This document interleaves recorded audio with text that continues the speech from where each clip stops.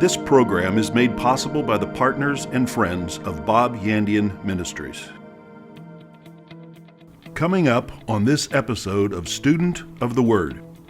Pray over your food, eat whatever's put in front of you, and God will take care of you. Your body's designed that way. In other words, even our body and its design, nature around us, aspirin, all these different things, and medicines that come from nature, all these things, God's trying to tell you, I've put it in nature to teach you, I'm a healing God. I'm not a God of sickness, I'm a God of healing. For more than 40 years, Bob Yandian has been an expositor of the Bible, making seemingly complicated doctrine easy to understand. Grab your Bible and something to take notes with and study the Word of God with Pastor Bob Yandian. Good morning and welcome again to Student of the Word with Pastor Bob Yandian. I was sitting on a plane one time and, I enjoy flying on airplanes. People want their own airplanes. I've had that a couple of times and prefer flying on commercial airliners, except for all the hassles and delays and stuff like that, because I can talk to people. And I was sitting next to a woman one day on the plane, and so I always start out the conversation this way: what do you do? Or I ask them something about, what's your occupation? And they'll tell me. And then after that, of course, I just get quiet for a moment. And then, of course, the next reaction is, and what do you do? Well, that's just my open door to talk to them about the Lord. And so I've led some people to the Lord on an airplane, or else just, fellowship with good Christians that I've been on airplanes. But this woman, after she told me she worked at a university and she taught at a certain university and all that, and she explained what the university was. And I knew right away it was a very liberal university. Of course, her whole outlook on everything was very liberal, and she was talking about it. Anyway, so we got quite. She said, what do you do? And I said, I'm a minister. And she said, oh, what? And I said, I'm a pastor of a church. And she probably thought Presbyterian, something like that. And so she said, oh, which church is it? And I said, we're an independent church. We believe in the Bible. And so she's got real quiet. And so she said, well, I just believe that, anything will take you to heaven, any belief. So I'm not a religious person. I just believe if you live a good life, and basically every religion points the same way. And I said, no, it's not. I said, it's not the same thing. And she said, well, I don't believe that, there's just one way to heaven. And I said, well, just think about this in nature. I said, God set everything in motion. And you look at the universe around you. I said, everything works one way. The sun always rises in the east. It always sets in the west. In fact, it's so precise, we can tell 12 years, 4 months, and 19 days from now exactly when the sun's going to rise, where it's going to rise, when it's going to set, where it's going to set. We know that precisely. Halley's Comet comes around precisely at the same time, so many years apart. And I said the whole universe runs on things like this, and the whole universe makes sense. I said, you can't put anything in your mouth. There's just certain things you can only put in your mouth. Some things will kill you. You can't drive down any side of the road that you choose. I said, this is the United States. You drive down a certain side. I said, you can't put anything in your gas tank. Some things will destroy your car and other things will work, but gasoline is what you're supposed to put in there. And I said, there's a manual that comes with it that tells you what you're supposed to. I said, nothing in nature works that way. Nothing works just any way you want to. Everything is precise. And she said, well, I believe that any way will get you to heaven. I said, well, that's just not true.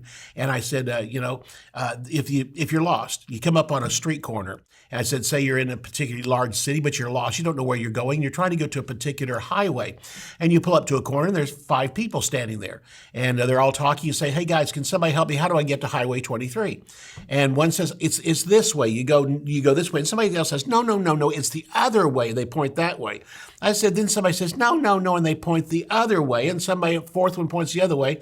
And so far, I've got north, south, east, and west that the advice has been given to me. And one guy steps up and says, stop it all. I drive that thing every day. I've been there and back. Go down here 2 blocks, turn to the left, and you'll see a sign for that highway.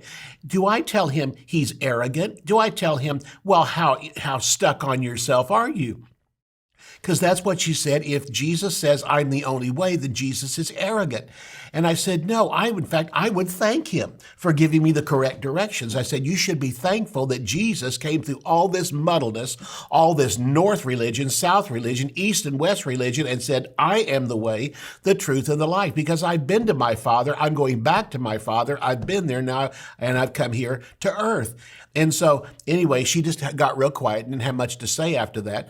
But again, it simply comes down to this. God has put everything in nature around us to tell us about himself. We often wonder about nations around the world that don't have the gospel. And we talk about what they don't have the gospel over there. They've never heard about Jesus. How can they be held accountable? It's because the Bible tells us In the book of Romans, if you want to turn there, we're going to read there, Romans chapter 1, verses 19 and 20. But he simply told us in the Word of God that God has set nature around us, that even if you don't even have a Bible, that so much can be learned from nature around us. And so beginning in verse 19, he says, because that which may be known of God is manifest in them, for God has showed it to them. For the invisible things of him from the creation of the world are clearly seen, being understood by the things that are made, even his eternal power and Godhead, so that they are without excuse. The New International Version says it this way: since what may be known about God is plain to them, because God has made it plain to them.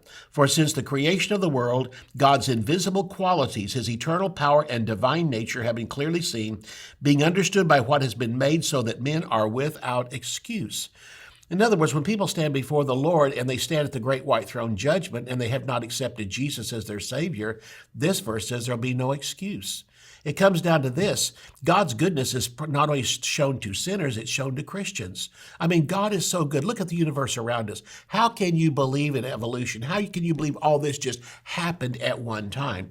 Because it doesn't just happen at one time. How can things be so precise, so orderly, so intricate, so fabulously wonderful? You can't watch a show on television that has gone into the depths of the ocean, or gone into the sky, or looked at the land around us, or looked at the caves under the earth. In other words, under the earth oceans, under the earth caves, on the earth, different nations, different places where only one type of creation is there, one type of creature is there. It's not found anywhere else except on that place.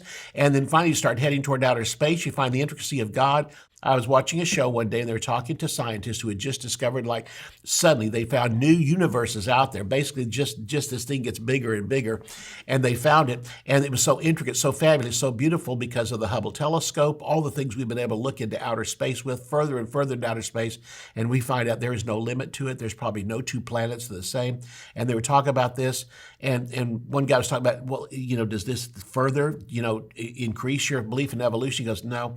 He said, honestly, he says, we have to use evolutionary terms because, he said, we could lose our jobs over these things. He said, but honestly, just the further you look out there, there has to be a creator. Now, he didn't say it was God. He didn't talk about Jesus Christ. He just said there has to be a creator. Someone, something, some power is behind what's out there. It comes back to that. Even in our Christian life, we can look around at things that we see. Jesus said that. Let me admonish you on this one point. You're a Christian. Sometimes you get discouraged. Jesus said, look up. And at the Sermon on the Mount, look up, see the birds of the air, God takes care of them. He said, see the flowers of the field, God takes care of them. You know what he was talking to? He was talking to believers who sometimes get all upset, like, what am I going to do? What about my income? I'm about to lose my job. Will I go hungry? Will I starve? And Jesus said, stop, look around you. I have set things in motion that guarantee I'm going to take care of you. Look at the birds of the air. They don't work. They don't fly to a job somewhere, and yet they always have food. Did you know the birds never knew we had a Great Depression? They flew right over it.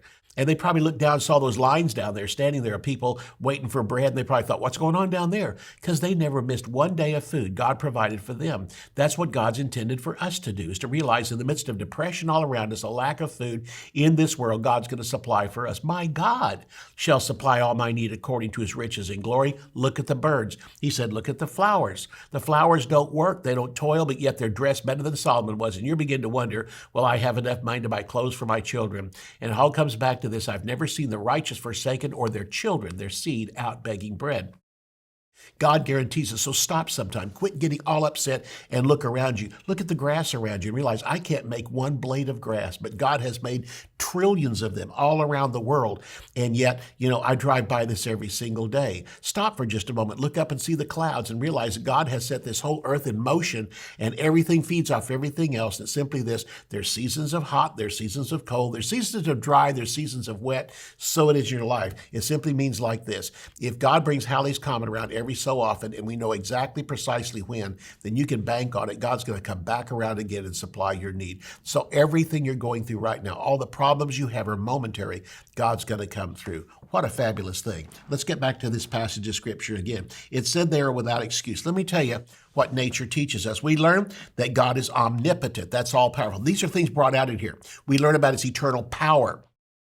Next of all, nature teaches us about the Trinity. It said we learn about the Godhead. Even the things around us tell us about that. There was a man named Bullinger a number of years ago, and he wrote a book called Gospel in the Stars.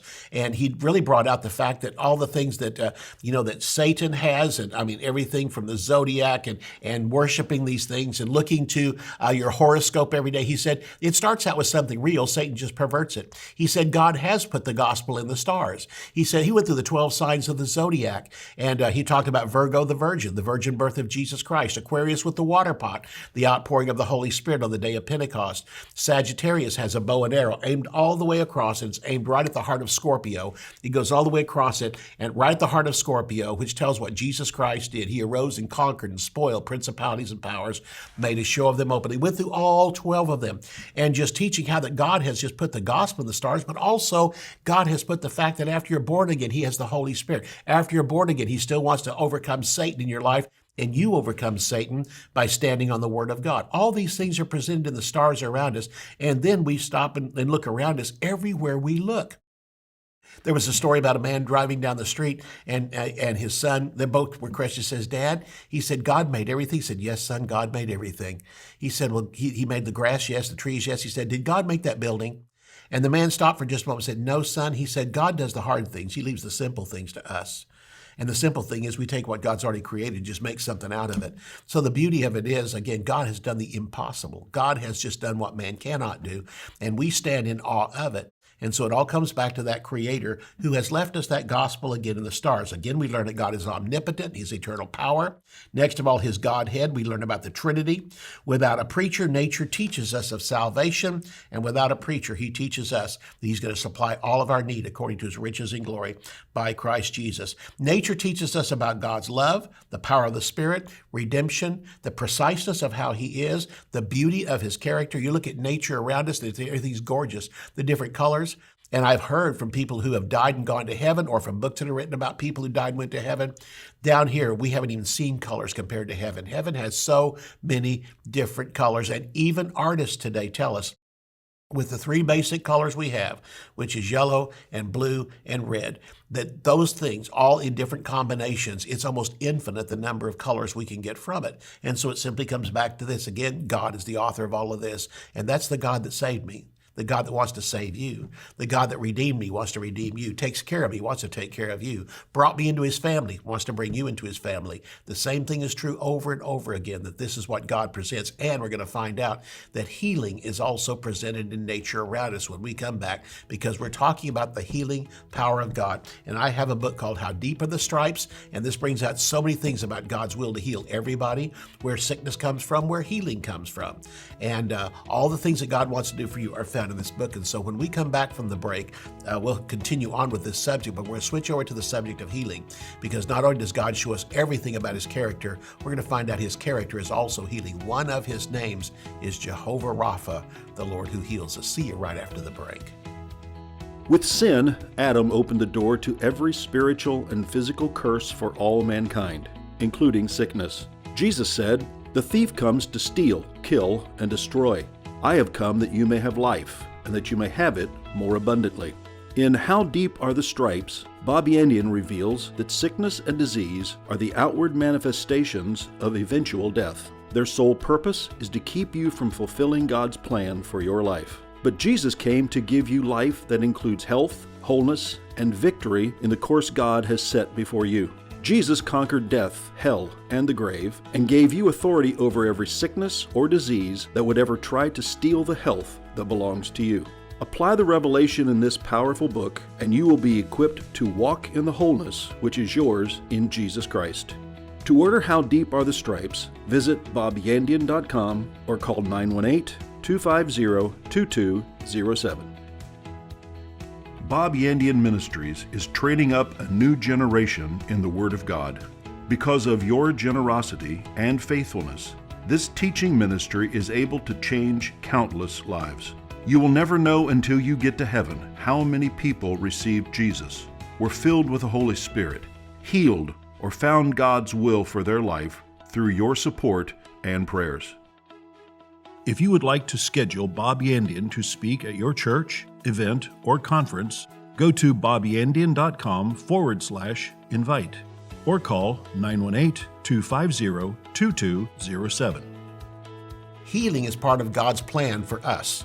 Healing is part of God's plan for even all mankind, because Jesus healed, and then later on they were led to the Lord. Jesus just healed the multitudes, didn't check if they were saved or not, but I know good and well that after they were healed, most of them got saved. Kenneth Hagin used to say this, that healing is the dinner bell for the gospel. So to present healing, people come and get healed, even sinners get healed.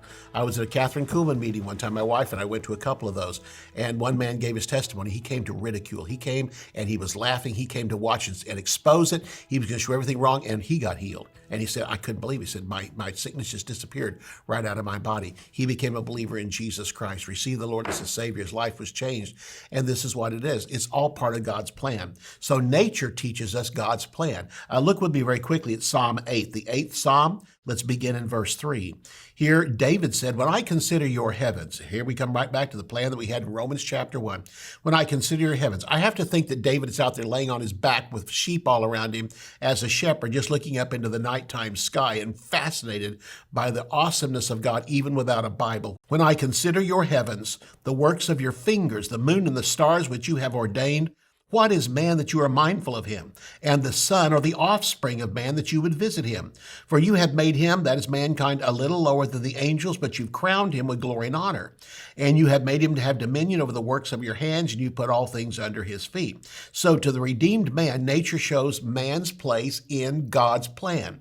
And man's place is in a place of superiority over nature around us. It's in a place of preeminence with God. And God has just taken us and placed us over that. In fact, in the garden, he told Adam and Eve that they were to take dominion over the earth, over the cattle, and over all the things that grow. And they were not to abuse it, but again, for their food, for their daily sustenance, to cover their bodies in cold weather.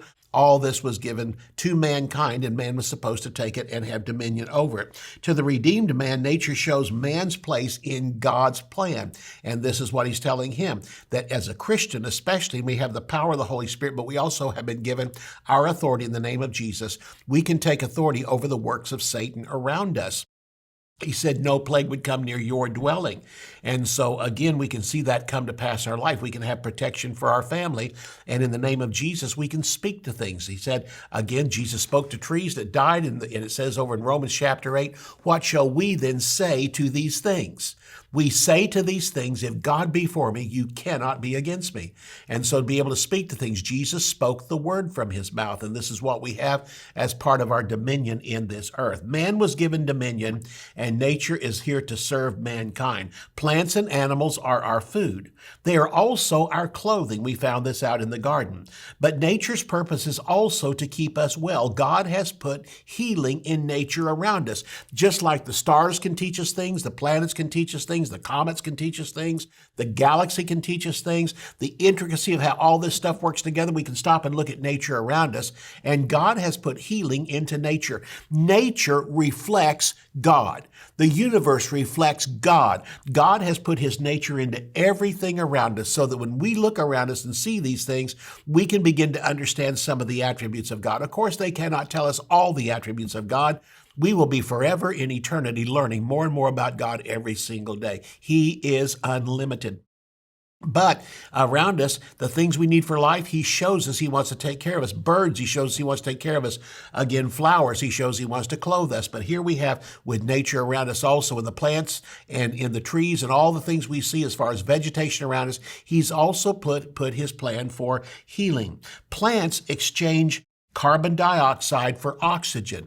They breathe out oxygen. They breathe in carbon dioxide. We breathe out carbon dioxide. We breathe in oxygen so that man and nature work together. What we have, they need. What they have, we need. And so we see that in our daily life. And just like breathing in and out, by breathing in, we breathe in what trees have put out, nature has put out, which is oxygen. What we breathe out, they take in. But it goes far beyond that. Not only do we have our daily life like that, but also in times of sickness, God has placed healing around us. Even today, leeches are used to clean open wounds. We thought for a while that was barbaric. They used it back at the time when the United States was first formed. They had leeches that if you had a disease, they would put those on you and they would suck some of your blood out. And now today we thought, oh, that's bad. But they found out, you know what? There's a truth to that. And that God has placed this again in nature around us. Medicines to cure us come from plants and animals. You often stop to think about this. The healing properties that are in the plants around us have been here since the Garden of Eden. It just took us 6,000 years to find it. And again, aspirin, called the wonder drug, comes from eucalyptus trees. And so we look around us and see those things happening and understand it's been there all this time. God has placed it there. What a wonderful God we serve. We're also made in God's image. Genesis chapter 1 and verse 26 says this, God said, let us make man in our image. That's the spirit of man. But let us also make him after our likeness. That is his body. So man is created in God's image and made in God's image. Our inward man is created in the exact image of God, but our outward man was created in the likeness of God. What that means is inside of me, my spirit is the exact mirror image of God himself. That dies whenever a person is born into this earth, they're born spiritually dead. But the moment they receive Jesus Christ, they're no longer in Adam. They're no longer in Satan's family. They're now in Christ, and they're now in God's family. In Adam, all die, but in Christ shall all be made alive. There's a day when we accept Jesus, we die to Adam's family and we're reborn into Jesus' family.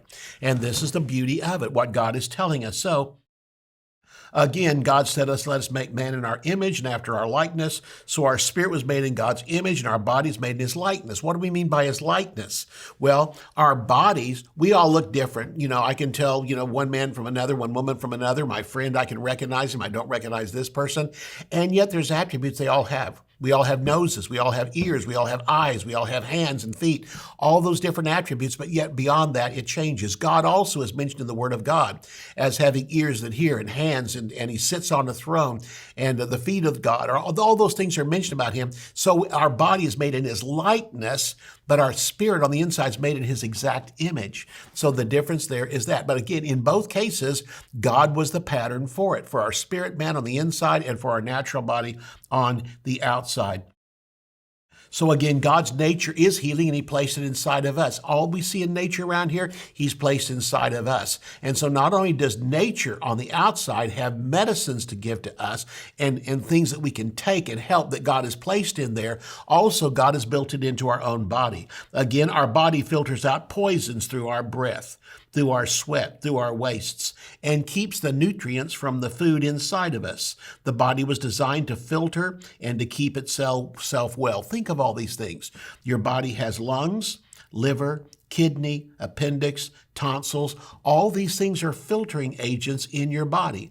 And what the Lord was simply telling us was this, is that when we get stuff wrong inside of us and things we place inside of us that are wrong, and maybe there's impurities in it, our body goes to work immediately and starts to filter those things out and pass them on out of our body. You know what? We have, those are 5 things there: lungs, filter, kidney, appendix, and tonsils, all cleansing agents in our body. And sometimes we don't know exactly what they do.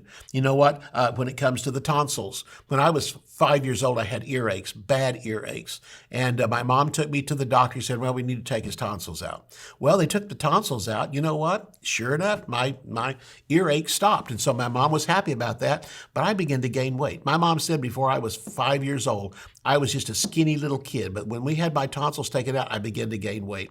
I've asked doctors since then, and most of them say, I've never heard of that. And others say, well, I've kind of heard of that. But listen, there's a time I mentioned that in church a couple of times. I had people come to me everywhere saying, you know what? The same thing happened to me. And what happened was they take your tonsils out, but you know what's in your tonsils? All types of poisons. And they say, well, see, it's really not really necessary. And so they take it out. Not that long ago, probably 7, 8 years ago, I went to the doctor. And I changed doctors. The doctor I had before went to the mission field, and so I had him recommend another doctor. I went to this other doctor, and this guy sat down and went over my history with me, just talked and talked and talked. He said, what was the first, he said, you've had surgeries? I said, yes. He said, what was the first one? I said, well, at 5 years old, they took my tonsils out. He was taking notes. He said, boy, that was a mistake. I said, what do you mean? He said, we've since found out that the tonsils are very important, and by taking them out, you're susceptible to a lot of things. He said, and it basically said this, is that just because we don't know what it does, doesn't mean it doesn't do anything. And he said, we've discovered since then. You know, the appendix is the same way. My wife had a small operation when after we were first married. And I said, well, they probably took your appendix out. She said, no, they didn't. I didn't ask him to do that. I said, honey, they don't even ask. They just take it out. Next time she went back to the doctor, she asked him, oh, yeah, we just take it right out. We don't have to ask. Because, he said the appendix is not even necessary. He said that's why it's called an appendix. It's just an added thing, an appendage. It's just there. We don't know what it does. Well, you know what they found out lately, and the reports coming out, is Alzheimer's seems to be attached to all those that we've taken out. The appendix is taken out of the body, opens you up. And now they're thinking there's a direct link between that. And the doctors were fearful that when they heard it, they didn't want it put out there. The reason why was it's just a normal thing they do to thousands and thousands of people. And the point of it is, why would God put it in there if there is no need for it? Why would God put tonsils or appendixes in there? They know what the liver does. They know what the kidneys do. They know what the lungs do. All these are filtering agents to take out a bad thing and remove it from your body. And Jesus even said that in talking one day. He said, it's not what goes into your mouth that defiles you. It's what comes out of your mouth that defiles you. And out of the abundance of the heart, the mouth speaks. He talked about hatred and bitterness and all these things that hurt you. And he's basically saying, he even said there, he said, the stomach purifies all things. I think it's important, this is me personally, I think it's important that impurities get into your body. And I know today we filter everything out. We filter our water. We want, range this, and open range this, and we don't want, HMOs, GMOs, all those different things in our food. All those things we don't want. We try to remove all those things. We try to clean up our food out here, then put it into our body. And then we wonder why there's so many things like allergies and things like that. It's important that those impurities get into your body because the stomach purifies all things. While it's in the body, in the stomach builds up impurities. It takes those impurities and builds up immunities. In other words, how can you ever develop immunities if you don't stick impurities into your body? And that moment that it's in there, in fact, if you're going to go somewhere and they're going to immunize you, they put a little bit of that disease in you when they give the shot so that for a while you break out into a fever, all that, that's your body reacting, but all of a sudden it's building up immunities to that disease so you can go to that country. Why is it so different with the food we eat? I'm not telling you to stick a bunch of stuff in you that, is really, really bad. I'm just simply saying, why do you think about it? Pray over your food, eat whatever's put in front of you, and God will take care of you. Your body's designed that way. In other words, even our body in its design, nature around us, aspirin, all these different things and medicines that come from nature, all these things, God's trying to tell you, I've put it in nature to teach you I'm a healing God. I'm not a God of sickness, I'm a God of healing. When we come back tomorrow, we're going to take up from this very same place. And again, I want you to join me tomorrow. Thank you for coming, and thank you for getting a hold of this book. It'll change your life. It'll teach you about the goodness of God in divine healing. See you tomorrow. If you would like to become a partner with Bob Yandian, visit our website at bobyandian.com and click on Partnership, or call us at 918-250-2207. You can order resources, become a partner, or browse free articles and podcasts by visiting our website at bobyandian.com. You can also join our mailing list and receive weekly devotions and the latest ministry updates. If you would like to contact Bob Yandian Ministries, visit bobyandian.com and click on Contact, or call us at 918-250-2207. To contact us by mail, use the address on your screen. Thank you for watching today's broadcast. We'll see you next time on Student of the Word with Bob Yandian.